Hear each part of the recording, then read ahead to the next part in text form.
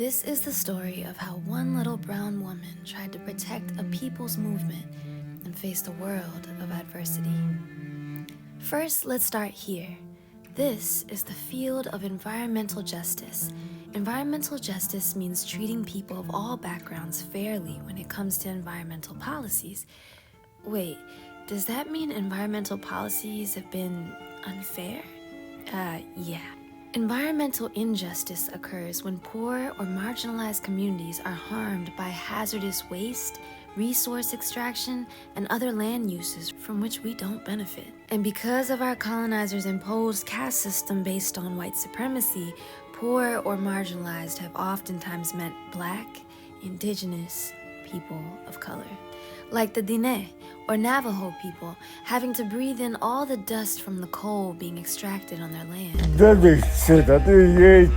Their crop wasn't going to grow again one day. Or the people of Brentwood and Ivy City in Washington, D.C., having to breathe in concentrated polluted air from all kinds of polluting facilities in their neighborhoods. Railroads, trash transfer stations, factories, and even an unpermitted one. Or the concentrated amounts of lead pipes of the homes leading to Black, brown, and poor white homes, infiltrating our brain cells. Believe it or not, environmental racism is nothing new.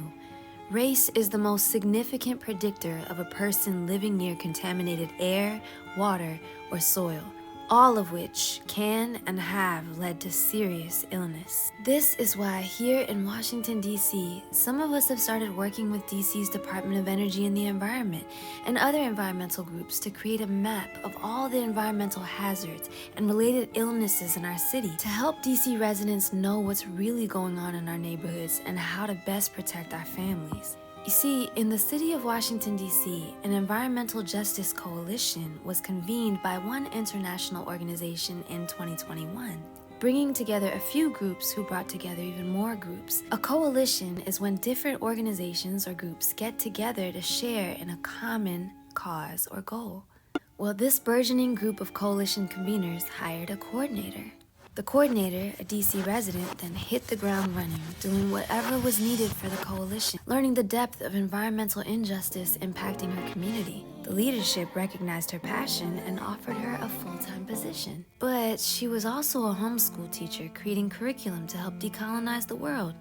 So she asked for part-time. "We don't do part-time," the leadership said, "but we want to keep working with you, so we'll keep contracting you."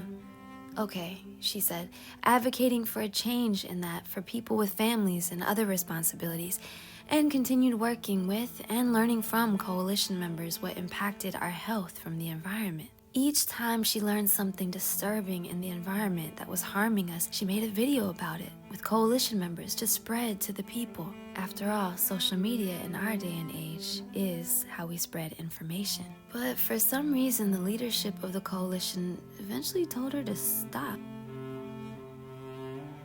Then she found out about policies that could protect the people and worked on ways to get it out to the people more. But for some reason, the leadership of the coalition told her to stop. Then she found out that environmental justice in the city could be broken down into 3 major categories of issues. So she started helping build committees around them, as instructed.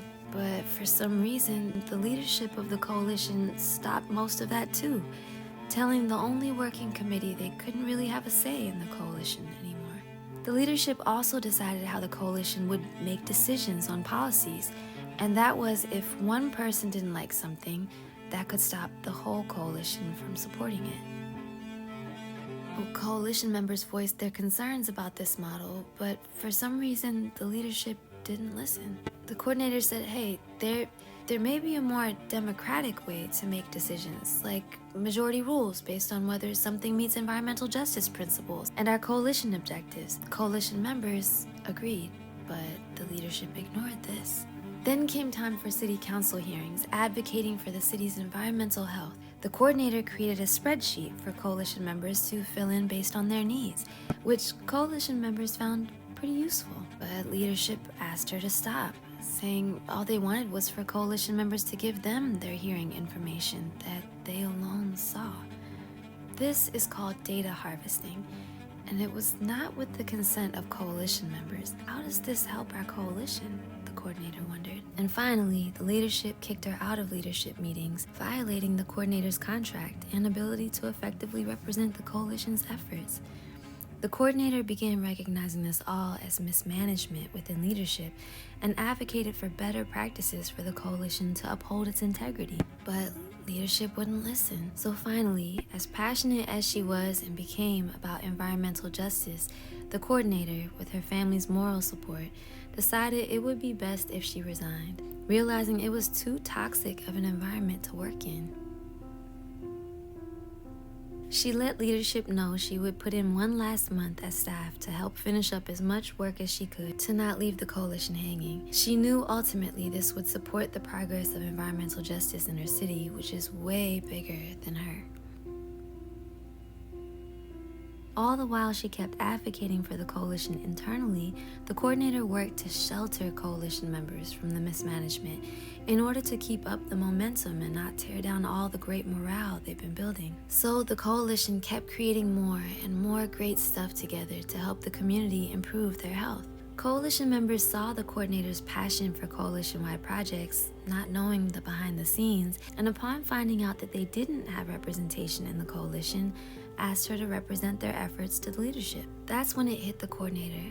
Maybe there is a way for a gentle revolution, she thought, to hold leadership accountable to their highest good without compromising group morale. Maybe if folks can just say what and how they want to create together, and she presents this to leadership, the coalition members won't have to know the internal politics, and we could make a way for a real democracy. Even leadership mentioned the idea of a coalition survey, so the coordinator talked and surveyed coalition members to find out what all they wanted to work on and how. This way, the leadership at least knew what the people wanted. So after weeks of conducting one-on-ones in small groups to understand where coalition members were at, she presented a compiled document of these interviews to leadership. But again, leadership ignored it and demanded all of the passwords to all of the accounts the coordinator had worked on for the coalition with coalition members. Now the coordinator faced a conundrum. If she hands off all of the passwords to a group that hasn't particularly cared about and even worked to shut down EJ coalition work and walks away, what would happen to all of the environmental justice efforts begun for the city? So she asked the leadership to look at that document first and meet with coalition members to decide the next steps for the coalition before passing out all of the admin access. And the leadership ignored this again. Then leadership shut down all of the coalition members' work on the website. The coordinator finally used her own money to protect coalition work by registering the name and buying a different URL to host all of their hard work. She also talked to lawyers in the community to see what coalition members' rights were in this situation. The advice she received was that an unchartered coalition can go in the way a coalition desired, as it is a coalition. So the coordinator stood on business, consistently asking the leadership to check in with their coalition members and not just their own self-interest. The leadership took this as a threat to their control and began a process known as defamation. This is when you say wrong, out of context, and misleading things about someone to make people think they're bad, not taking into account any of their own actions or their actual intentions. Many didn't seem to think about a simple truth.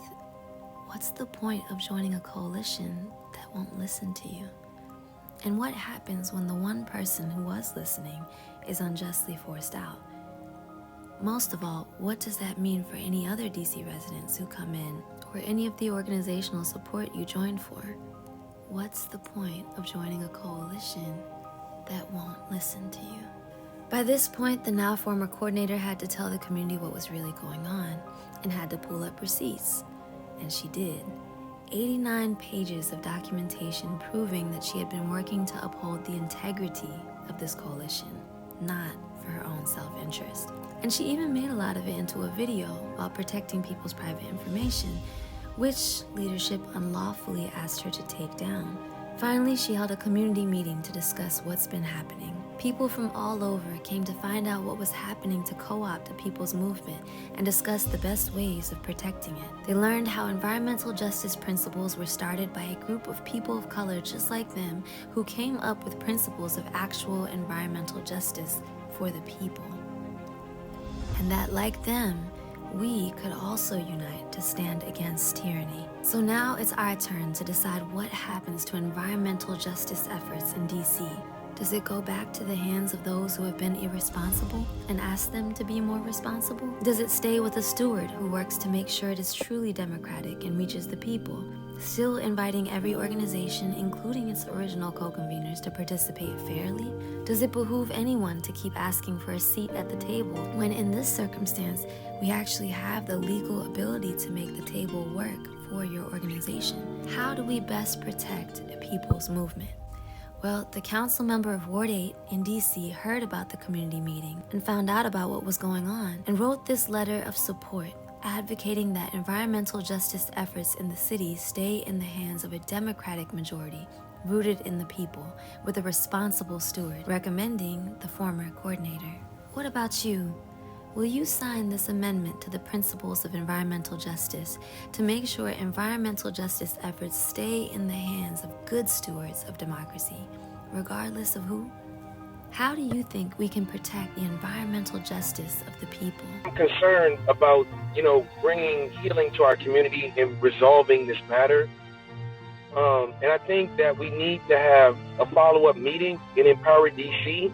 Whoever is drawing the conflict, and we need to resolve that conflict so we can have this coalition, a functioning coalition that's bringing solutions and assistance to our community. Something new might could be birthed, but it can be a vehicle or accountability piece for that DC Environmental Justice Coalition. So just thinking creatively. This information needs to be in the hands of the people.